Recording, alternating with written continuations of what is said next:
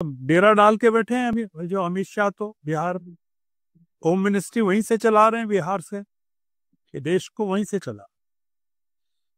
आप सोचिए कितना इंपॉर्टेंट है बिहार का, कि देश का गृह मंत्री बिहार में बैठा हुआ है।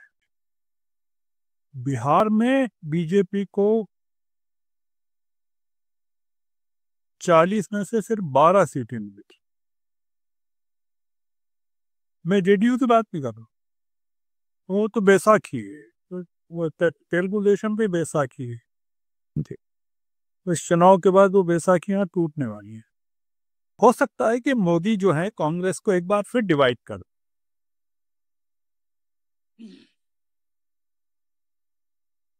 कांग्रेस के कई डिवीजन हो चुके हैं। वो उर्दू का शेर है, दिल के टुकड़े हजार हुए, कोई इधर गिरा कोई उधर गिरा। हम लोगों ने महसूस नहीं किया कि जैसे जैसे मोदी कमजोर हो रहे हैं, शाह मजबूत है।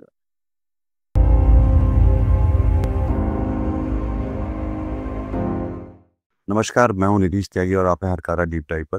और मेरे साथ हैं वरिष्ठ पत्रकार श्रवण गर्ग, जो मेरे बॉस भी रहे हैं। और आज हम लोग बात करेंगे बिहार के बारे में, और वहां पर जो खास तौर पर अमित शाह पर फोकस करते हुए, क्योंकि वो एक केंद्रीय चरित्र हैं, मुख्य पात्र की तरह, जिनके बहुत सारे चीजें दांव पर लगी हुई हैं। और पहले मतदान वहां पर हो चुका है, पहला मतदान, और अब दूसरा मतदान होने वाला है, दूसरा और अंतिम। तो इस बीच जो जमीनें खिसकी हैं, बदली हैं, और उसके बारे में श्रवण जी से समझना चाहेंगे कि वो उसको किस तरह से देख रहे हैं। श्रवण जी, आपका स्वागत है। नमस्कार। देखिए, ये दूसरा चरण जिसको आपने कहा अंतिम चरण, ये देश के लिए भी हो सकता है अंतिम चरण हो या पहला चरण हो, क्योंकि देश के आने वाले चुनाव ये अंतिम चरण पर निर्भर करेंगे। और अ, दांव पर बहुत कुछ लगा है। तेजस्वी के लिए बिहार है सिर्फ, पर हमारे लिए मुल्क है। और 140 करोड़ लोगों में से अगर बिहार के 15 करोड़ निकाल दें, या जितने भी हैं निकाल दें, तो 125 करोड़ लोगों के लिए इस देश का मामला है। मोदी जी के लिए भी देश का मामला है, अमित शाह के लिए भी देश का मामला, राहुल गांधी के लिए भी देश का मामला है। हम जो बात कर रहे हैं वो देश के लिहाज से कर रहे हैं, इसके इस सेकंड चरण या अंतिम चरण के बारे में। जी। वो ये कि 14 नवंबर का जो दिन है वो बहुत इम्पोर्टेंट है हमारी जिंदगी में। वो नेहरू का जन्मदिन है, जिस दिन रिजल्ट आना है। और नेहरू वो व्यक्ति हैं जिन्होंने दुनिया को अ,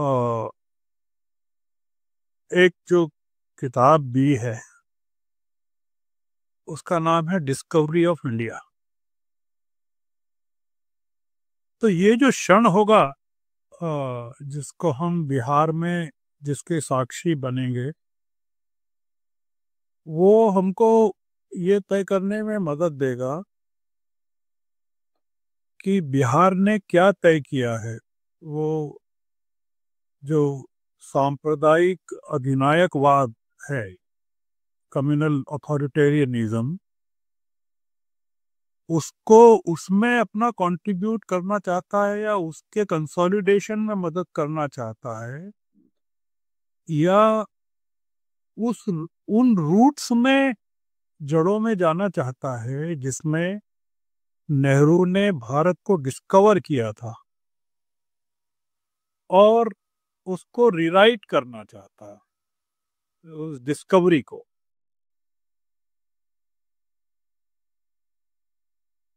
अगर अमित शाह और मोदी का नुकसान होता है इसमें, तो इसमें एनडीए का अगर नुकसान होता है, तो फिर इस ये उनके पूरे कॉन्फिडेंस को शेटर कर देगा आगे के लिए। और अगर महागठबंधन की जीत हो जाती है, तो ये जो विपक्ष का कॉन्फिडेंस शेटर्ड हुआ है हाल के सालों में, वो काफी हद तक रिस्टोर होगा। बिहार को क्यों समझना जरूरी है वो राष्ट्रीय परिप्रेक्ष्य में, कि 2024 के चुनाव में जिन राज्यों में बीजेपी को सबसे ज्यादा धक्का लगा लोकसभा चुनावों में, उनमें बिहार भी एक है। बिहार में बीजेपी को 40 में से सिर्फ 12 सीटें मिली थी। मैं जेडीयू की बात नहीं कर रहा हूँ, वो तो बैसाखी है, तो वो तेलुगु देशम पे बैसाखी है। तो इस चुनाव के बाद वो बैसाखियां टूटने वाली हैं। यूपी में 80 में से 33 सीटें मिली थी, 33। महाराष्ट्र में 48 में से 9 सीटें मिली थी। अब आप बिहार, यूपी और महाराष्ट्र को जोड़ लें तो 148 सीटें होती है, और इनको 148 में से 65 सीटें मिली थी कुल। 12, 33 और 9। बाकी के राज्य में गिना नहीं रहा हूँ। राजस्थान में भी लॉस हुआ, कर्नाटक में लॉस हुआ,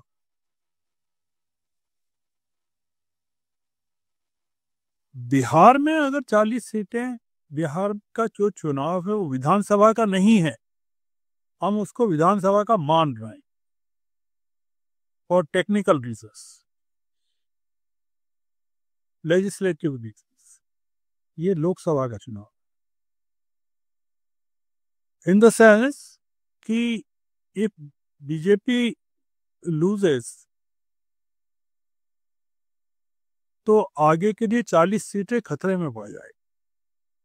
एनडीए के सत्ता में रहते हुए बीजेपी को 12 सीटें मिली, इतनी सीटें कुछ मिली होंगी उनको जेडीयू को, बट तेजस्वी और कांग्रेस के आने से, लेफ्ट पार्टीज के आने से इसका सफाया हो जाए। पहली चीज, बिहार का जो रिजल्ट है वो यूपी पर प्रभाव, यूपी में चुनाव है जी, इट विल इम्पैक्ट यूपी। आपने 24 में 33 सीटें लूज की थी बीजेपी में, 33 मिली थी 80 में से। जी, विधानसभा चुनाव में अगर आपकी हुकूमत चली जाती है, इसका इम्पैक्ट होता है बिहार का, तो फिर 29 में लोकसभा के चुनाव में यूपी भी आपको हिला देगा, हारा देगा। तो ये बिहार का चुनाव इनके लिए जीतना इसलिए जरूरी है कि 40 सीटें बहुत इंपॉर्टेंट है, विथ और विदाउट नीतीश कुमार। ये कोई, Nitish Kumar is not significant. JDU और बीजेपी का कॉम्बिनेशन इज महत्वपूर्ण है, और वो कॉम्बिनेशन कौन लीड कर रहा है? तो नीतीश कुमार कमांड में भी नहीं है, संजय झा कमांड में है, ललन सिंह कमांड में है, और लोग कमांड में। कर्नाटक में उनकी हुकूमत जा चुकी है, तो वहां भरोसा नहीं कर सकते। तो जो इशू है वो बड़ा है। अब आपने जो सवाल किया उसके हम उसको बिहार के परिप्रेक्ष्य में अब नहीं देखना कर रहे, क्योंकि आज शाम जब हम बात कर रहे हैं, इस समय दिन में हम इस समय जब बात कर रहे हैं तब 12 बजे हैं, तो जब ये दर्शक देखेंगे इस कार्यक्रम को, तब हो सकता है कि 10 तारीख हो जाए, 11 हो जाए। तो आज जब 9 तारीख को हम ये बात कर रहे हैं 12 बजे, तो 4-5 बजे तक चुनाव प्रचार बंद हो जाए। जी। तो हम जो बात कर रहे हैं, वो ये बात कर रहे हैं कि अब हम परिणामों पर प्रतिक्रिया की बात कर रहे हैं। जी। अब परिणामों को बदलने का मौका चला गया, मतलब चुनाव प्रचार के जरिए। अब तो वो बैलेट बॉक्स की चोरी हो जाए, मशीनों की चोरी हो जाए, नकली वोट हो जाए, वीवीपैट सड़क पर मिले, परसेंटेज बढ़ जाए बहुत ज्यादा, परसेंटेज रातों रात बढ़ जाए। जैसे अभी बढ़ा, बहुत ज्यादा तो नहीं बढ़ा, तो 64 दशमलव कुछ था, उससे 65 दशमलव कुछ हो गया, तो not much of A difference. पर सेकंड फेज में यू आपको पता नहीं पता।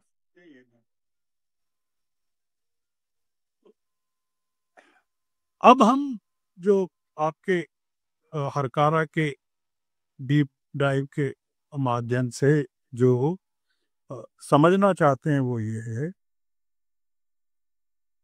कि क्या हम नतीजों का सामना करने के लिए तैयार हैं? Are we ready mentally and emotional? Not. हम अभी अपने आप को तैयार नहीं कर पाए। रेडी का मतलब ये है कि एनडीए की जीत की स्थिति में हमारी रिएक्शन क्या होगी। अ, हमको क्या शॉक लगेगा कि हम उसको क्या मानेंगे? एक जब हॉरर फिल्म दर्शक देखते हैं सिनेमा हॉल में, तो सब लोग एक जैसा रिएक्ट नहीं करते हैं। कुछ लोग कच्चे दिल के कॉलेज भी कर जाते हैं और कुछ लोगों को मजा आता है, दे एंजॉय हॉरर। और कुछ लोग जाने के पहले स्टोरी का क्लाइमैक्स जान कर जाते हैं। देखा है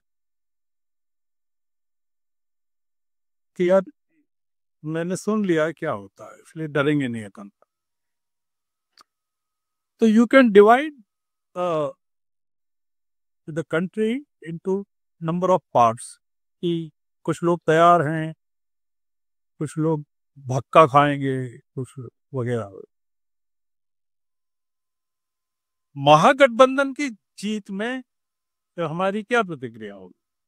एनडीए की जीत में क्या होगी? मैंने कहा महागठबंधन जीत जाए, हाउ विल वी रिएक्ट? तो क्या हमारी रिएक्शन वही होगी जो ममदानी के इलेक्शन में हुई है न्यूयॉर्क में? जी। एक वाव फीलिंग, अरे वाह, कि हमारे ट्रंप ने अपनी ताकत लगा दी और उनके साथ जो उनका कोमो है उसने भी लगा दी। और आ, उनका जो तीसरा पार्टी का उम्मीदवार है स्लीवा, वो तो वैसे ही मरियल है।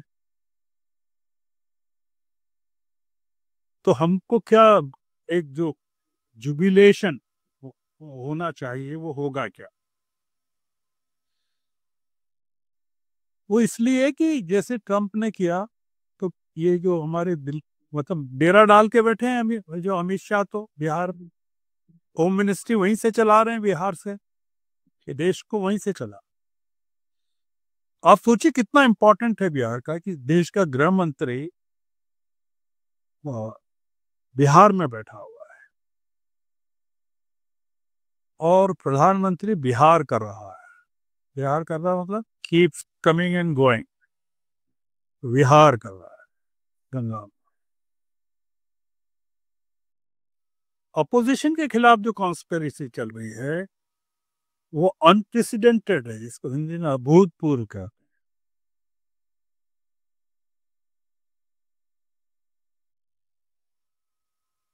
हम जो मुद्दे पर दर्शकों को आपके लाना चाहते हैं, वो ये कि एनडीए की हार के बावजूद मोदी शाह सत्ता में बने रहेंगे, पर महागठबंधन की हार गया तो अपोजिशन की आवाज बंद हो जाएगी। Will not find Rahul Gandhi as vocal, उतने ताकतवर हमको राहुल गांधी नहीं मिलेंगे जो अभी हैं।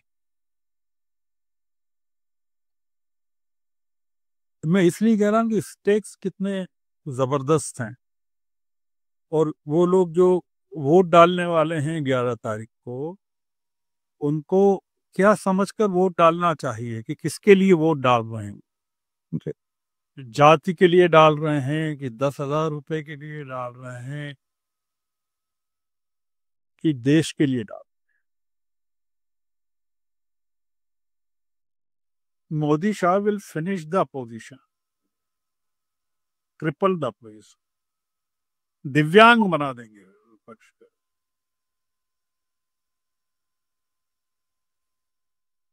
हमने अभी नहीं सोचा है, हम कई चीजें सोचते ही नहीं है जी। कई बार नहीं सोचते, कई बार जरूरत से ज्यादा सोचते हैं, कई बार उन चीजों के बारे में सोचते हैं जिनके बारे में सोचने की अधिक जरूरत नहीं। जैसे बिहार में कोई ठेकेदार ये सोच रहा हुआ कि यार पीडब्ल्यूडी में कौन मंत्री बनेगा, या बहुत सारे इंजीनियर ये सोच रहे होंगे कि क्या हमारे सिंचाई विभाग का क्या होगा। वहां का बेरोजगार कुछ और सोच रहा है। हम जो सोचना चाहते हैं या देश को ले जाना चाहते हैं कि महागठबंधन की हार की स्थिति में ये जो देश है वो राहुल गांधी के साथ किस तरह का व्यवहार करे, how we will treat, how the country will treat इस leader of the opposition. Congress में थरूर, चिदम्बरम आदि आदि नेता क्या करेंगे।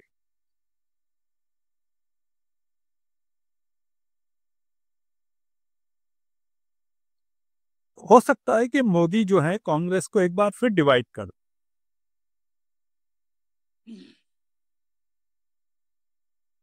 कांग्रेस के कई डिवीजन हो चुके हैं। वो उर्दू का शेर है, दिल के टुकड़े हजार हुए, कोई इधर गिरा कोई उधर गिरा। तो कांग्रेस के भी वैसे भी कई हो चुके हैं। एक तृणमूल कांग्रेस हो गई, एक शरद पवार की कांग्रेस हो गई, केरल में कांग्रेस हो गई। तो ये सब लोग बैठे हुए हैं मुंडेर पर। कारपोरेट कांग्रेस में लोग बैठे हुए हैं कि ममदानी हारे और हम कैसे जीत जा, डेमोक्रेटिक पार्टी को कैसे तबाह करें।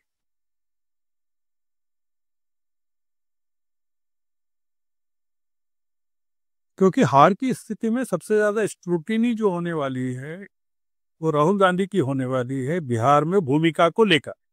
जी। जैसे ऑलरेडी यार सीटों के बंटवारे को लेके कांग्रेस ने जो किया, या तेजस्वी को चीफ मिनिस्टर का चेहरा घोषित करने में जो देरी की, या एलिगेशंस की कांग्रेस के टिकट बेचे गए, या जब संकल्प पत्र जारी किया गया वहां तो राहुल गांधी उपस्थित नहीं थे, अशोक गहलोत उपस्थित थे। वो आदमी जो कांग्रेस की राजस्थान में डिबेकल के लिए, कोलैप्स के लिए जिम्मेदार है, वो था। He was representing Rahul Gandhi and Sonia Gandhi.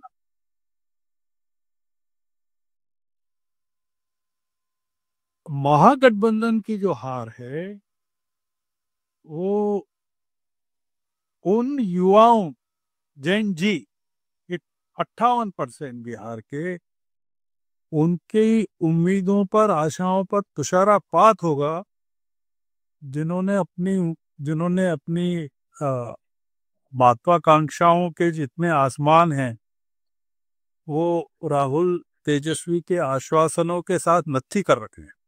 जी। हम अभी इस बारे में बात नहीं कर रहे हैं कि महागठबंधन की हार के बाद बिहार की राजनीति में जो अराजकता पैदा होने वाली, या टॉकिंग ऑफ दैट थी।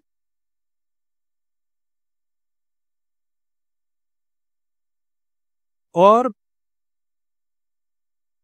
ये जो मैंने शुरू में कहा कि इसके जो परिणाम हैं, अंतिम परिणाम,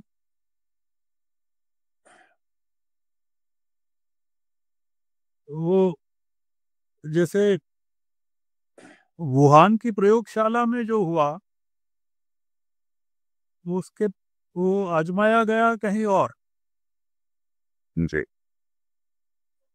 कोविड के टाइम दुनिया ने झेला उसको। ये लोग अगर जीत गए यहाँ एनडीए वाले, तो इसका प्रयोग जो है वो यूपी में करेंगे।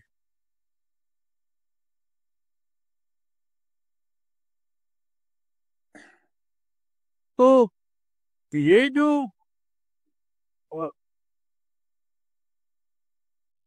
एक जो चीज जो हम देखना चाहते हैं वो ये है कि अगर प्रशांत किशोर, हालांकि मैं शुरू से उनकी भूमिका को लेकर सस्पिशियस रहा हूँ, जी।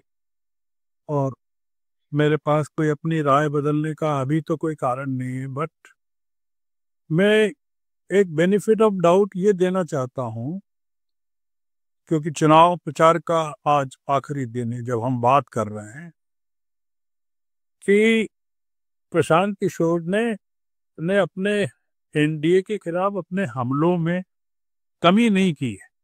You know, softened his stand against the NDA. तो क्या वो विल ही हेल्प, वो क्या मदद करेंगे महागठबंधन की,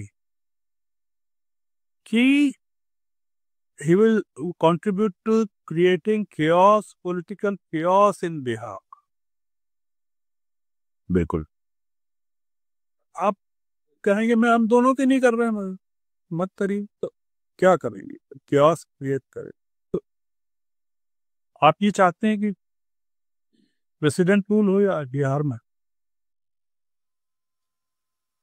हमारी एक उम्मीद है अभी भी, वो बड़ी उम्मीद है, वो ये है कि आरिफ मोहम्मद साहब जैसे राज्यपाल हैं, हमारे मित्र हैं, बहुत पुराने मित्र हैं, शरीफ आदमी हैं, बहुत अ, अच्छे आदमी हैं।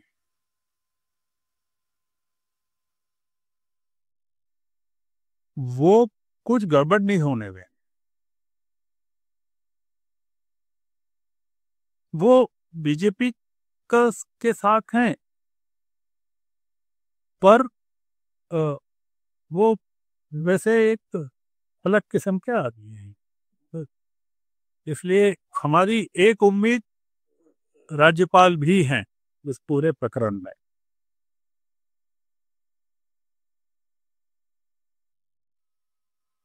बिहार के चुनाव का खौफनाक जो डर है, जैसा आपने भूमिका में कहा, आपने मोदी को नहीं कहा, अमित शाह को कहा, बिहार के चुनाव को लेकर जैसा मैंने कहा कि मोदी को लेकर जो डर हम लोगों को है, वो डर जो है मोदी को लेकर नहीं, शाह को नहीं। हम लोगों ने महसूस नहीं किया कि जैसे जैसे मोदी कमजोर हो रहे हैं, शाह मजबूत है। मोदी कमजोर अंतर्राष्ट्रीय स्तर पर हो रहे हैं क्योंकि वो उन्होंने देश पूरा हवाले कर दिया था शाह के, तो he must be regretting now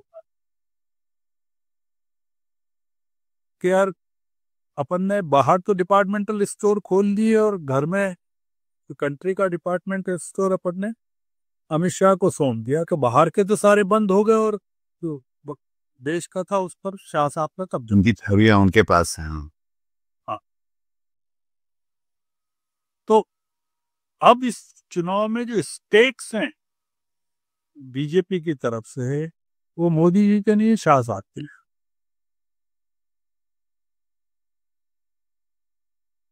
और शाह साहब का मतलब है कि he doesn't like Lalan Singh,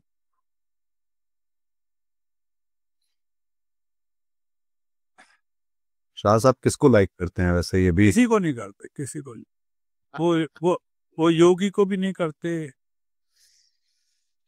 बहुत सारे लोगों को नहीं करते। तो हम अपनी बात को, तो आपका कोई सवाल होगा तो जरूर जवाब देंगे, जी। बट रेपअप करेंगे कि राहुल गांधी ने जो यात्रा की थी, पहली भारत जोड़ो यात्रा, तो कर्नाटक और तेलंगाना जितने रास्तों से वो निकले थे वो उन्होंने उसको विक्ट्री में कन्वर्ट कर दिया था दोनों राज्यों में। हम ये देखना चाहते हैं कि 17 अगस्त से 1 सितंबर तक राहुल गांधी ने 20 जिलों की जो 1300 किलोमीटर की यात्रा की, वो अगर कन्वर्ट हो जाए महागठबंधन के, कांग्रेस के, तेजस्वी के पक्ष में, तो रिवॉल्यूशन हो जाएगा। तो ये जो चुनाव है बिहार के लोगों के लिए है, एक अपनी जो बातचीत है, ये मैं अपनी बातचीत को बिहार के लोगों को एड्रेस कर रहा हूँ कि भाई आप जो चुन रहे हो वो अपनी जाति का उम्मीदवार चुन रहे हो कि नीतीश कुमार ने जो एक मुश्त 10,000 रुपए दिए हैं उसका एहसान चुका रहे हो, जो कुछ भी कर रहे हो वो उनको ये तय करना है कि देश उनको देख रहा है और देश बिहार से निकलने वाले हर माइग्रेंट जिनकी की संख्या नॉट लेस देन 75 लाख है, 1 करोड़ है, वो जब लौटें देश में अलग अलग जगहों पर अपने मुकामों पर काम के लिए, तो basically they would return to Punjab, they would return to Tamil Nadu, they would return to Maharashtra, they would return to Hindi भाषी राज्यों में तो आएंगे नहीं क्योंकि वहीं वहीं ऑलरेडी बहुत बीमार और बेकार बेरोजगारी है। वो संपन्न राज्यों में जाएंगे, दक्षिण भारत में जाएंगे जी। वहां लोग पूछेंगे कि आपने ये क्या किया हमारे साथ। तो वहां जो लौट के जाने वाले हैं और अभी जो वोट डालने वाले हैं उनके परिवार के जनों को इसका जवाब अभी से ढूंढकर तैयार रखना चाहिए कि उन लोगों को, अपने एम्प्लॉयर्स को, उस देश को, उन प्रदेशों को, कर्नाटक को, तमिलनाडु को, आंध्र को, तेलंगाना को, पंजाब को क्या जवाब वो देंगे। तो मैं ये जो आपके साथ आज बातचीत हुई इसको इम्पोर्टेंट मानता हूँ और मुझे लगता है कि अ, हमारी बातचीत के जो शब्द हैं वो अ, राहुल गांधी के लिए भी हैं, बिहार के लिए भी हैं, देश के लिए भी हैं और वो लोग जो सत्ता में हैं उनके लिए भी। तो आपका कोई सवाल हो तो आप पूछ सकते हैं अगर। मैं पे वही अमित शाह पर ही लौटना चाह रहा था कि ये जो भारतीय जनता पार्टी अब जो है या सत्ता जो है इस समय, दोनों ही चीजें दरअसल उसकी सारी चाबियां अमित शाह के पास हैं। और वो अब जो रिप्रेजेंट करते हैं, जो तंत्र भी है और सत्तारूढ़ पार्टी भी है, तो वो उसकी नुमाइंदगी करते हैं। और उसमें हम देख सकते हैं, उनको उनको लोग बोलते हैं वो चाणक्य हैं, पर वो चाणक्य तो बिहार के थे और ये गुजरात के चाणक्य हैं जो यहाँ पर पहुंचे हैं। और इसमें हम देख सकते हैं कि चाहे वो SIR हो या फिर घुसपैठियों का नारा हो या नफरतें फैलाना हो या इनको अभी भी जंगल राज को लेकर जो है ये बताना कि ये अभी भी ऐसा हो जाएगा।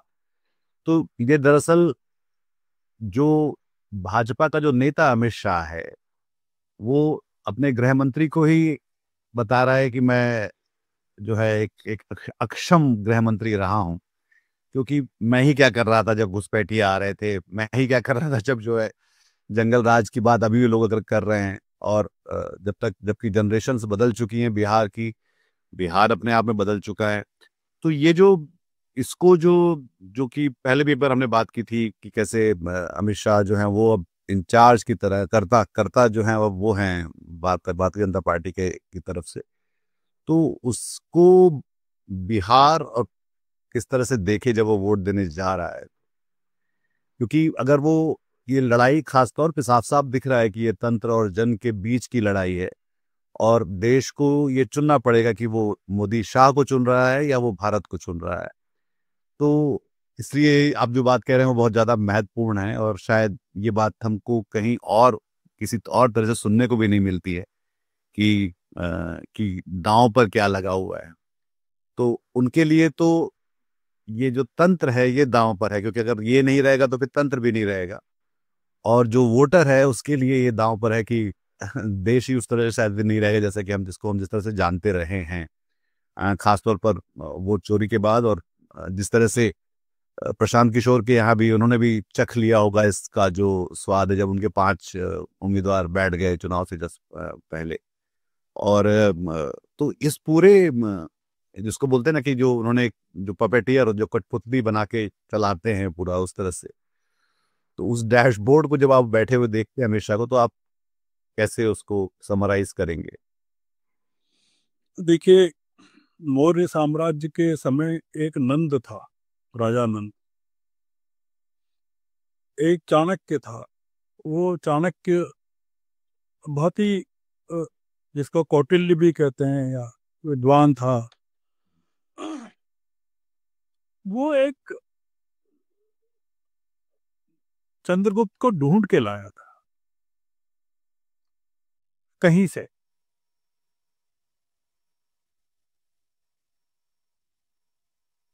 बदला लेने के लिए नंद से, क्योंकि नंद ने अपमान कर दिया था चाणक्य।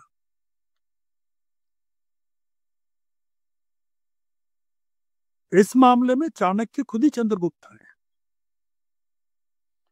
हम चाणक्य को और चंद्रगुप्त को अलग अलग मान रहे हैं। जी। पर भारतीय जनता पार्टी में चंद्रगुप्तों की खोज नहीं होती है। आप देखें कि हरियाणा, मध्य प्रदेश, छत्तीसगढ़, राजस्थान में कोई चंद्रगुप्त नहीं है। वो चाणक्य के द्वारा खोजे गए कुछ ऐसे चेहरे हैं जिन्हें कभी चंद्रगुप्त बनने नहीं दिया जाएगा। तो बिहार को तय ये करना है कि उसको क्या बनना है। आपकी जो बातचीत थी जबरदस्त, जो मैंने सुनी रथिन जी की, वो यही है कि पर कैपिटा इनकम में बिहार कहाँ है, किस देश के नजदीक है, और तमिलनाडु कहाँ है। तो बिहार के लोगों को ये तय करना है कि उनको जो चंद्रगुप्त उनके पास मौजूद है उसको चुनना है, कि जिस चंद्रगुप्त को चुनाव के बाद, मतदान के बाद, यानी जिस चंद्रगुप्त की घोषणा कर दी गई है वो चाहिए उनको, कि वो जो चंद्रगुप्त नतीजों के बाद चाणक्य ढूंढ कर लाएंगे वो चाहिए। वो प्यादा जो प्रकट होगा, जो प्यादा कौन हो? वो प्यादा जिसको वजीर का दर्जा मिल जाएगा, और वो वजीर दर्जा दर्जा। जी, पर वो रहेगा प्यादा ही जी। वो रहेगा प्यादा। तो ये बड़ा बिहार के लिए बहुत निर्णायक क्षण है, जो पहले कभी उपस्थित नहीं हुआ, पहली चीज जी। दूसरी चीज ये कि जब हम कहते हैं कि जैन जी 30 साल के युवा जो है, 18 से 30 के, जंगल राज जो तथाकथित जंगल राज था, ये लोग बेचारे 30 साल वाले पैदा ही नहीं हुए थे उस समय जब लालू का राज था जी। 20 साल से तो तेजस्वी का राज है, ये नीतीश कुमार का राज बिहार 2005 से। तो इसलिए ये जो जंगल राज कह रहे हैं, वो इसलिए कह रहे हैं कि जो जंगल राज देश में कायम है इस समय भारतीय जनता पार्टी के सत्ताओं वाले राज्यों में, उस जंगल राज से लोगों का ध्यान हटाना चाहते हैं कि क्योंकि इन लोगों ने जहां जहां चुनाव जीते हैं वहां जंगल काट दिए हैं और अपना राज स्थापित कर दिया, मतलब जंगल बेच दिए हैं अडानी को और राज दिल्ली का कायम कर दिया है। ऐसा है बिल्कुल कि वो बोले कि छत्तीसगढ़ में तो सारा जंगल सौंप दिया अडानी को, तो जंगल राज जो था वो मतलब जंगल काट दिए और राज्य में जंगल राज कायम कर दिया, ऐसा है जी। नहीं, वो उन्होंने भी कहा जब विजय कुमार सिन्हा पर एक गोबर फेंका गया तो उन्होंने कहा कि उन्होंने क्या कहा, बुलडोजर चलवा देंगे।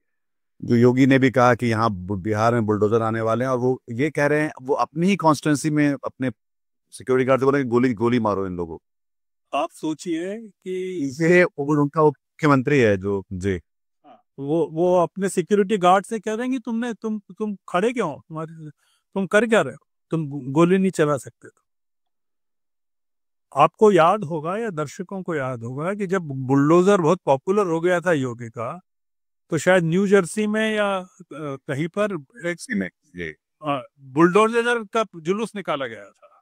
वो हिंदू मतलब एक ब्रिटिश कंपनी का जेसीबी जो होता है वो हिंदू लाइट और मस्कुलर मिलिटेंट माइट को दिखाने वो निकाला गया जी।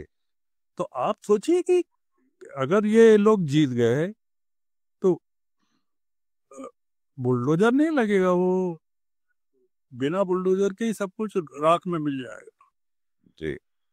हाँ, जो रहा सा है मतलब वो तो वैसे ही बहुत क्योंकि वहाँ कुछ है ही नहीं ना, झोपड़ियों पर बुलडोजर क्या चलेंगे। तो इसलिए ये बहुत निर्णायक है, और आपके दर्शक अगर इस वीडियो को देखें और शेयर करें, ज़्यादा से ज़्यादा बिहार में पहुंचाएं इस बातचीत को, और लोग देखें और समझें कि दांव पर क्या है, दांव पर मोदी शाह के लिए क्या है, राहुल के लिए क्या है, देश के विपक्ष के लिए क्या है, और हमारे और आपके लिए क्या है। बिल्कुल। तो और वो जो माइग्रेंट्स जाने वाले हैं अब लौट के, उनको क्या जवाब देना है अपने जिन लोगों के साथ वो रहते हैं, उनको काम करते हैं, जिनके साथ रोटी खाते हैं बैठ के, उनको क्या जवाब देंगे, मुंह दिखाएंगे क्या कि क्या करके आए हो तुम हमारे लिए। जी, बहुत शुक्रिया श्रवण जी इस बातचीत के लिए। और जैसा कि श्रवण जी ने भी कहा, अगर आपको ये बातचीत पसंद आई तो इसको हम ख्याल लोगों के साथ साझा जरूर करिए, लाइक करिए और सब्सक्राइब भी करिए, और अपना ख्याल रखिए। ये हम एक निर्णायक समय में बात कर रहे हैं। और हाँ, बिल्कुल बिल्कुल। और ये जो हरकारा है, ये एक मिशन है, इसको सब्सक्राइब कीजिए आप, ज्यादा से ज्यादा दोस्तों से मित्रों से कहिए कि इसको आगे बढ़ाए मिशन को। जी जी, तो बहुत बहुत शुक्रिया आपका। नमस्कार। आज की ताजा खबर, आज की ताजा खबर, आज की ताजा खबर। आओ काका जी इधर, आओ मामा जी इधर, सुनो दुनिया की खबर।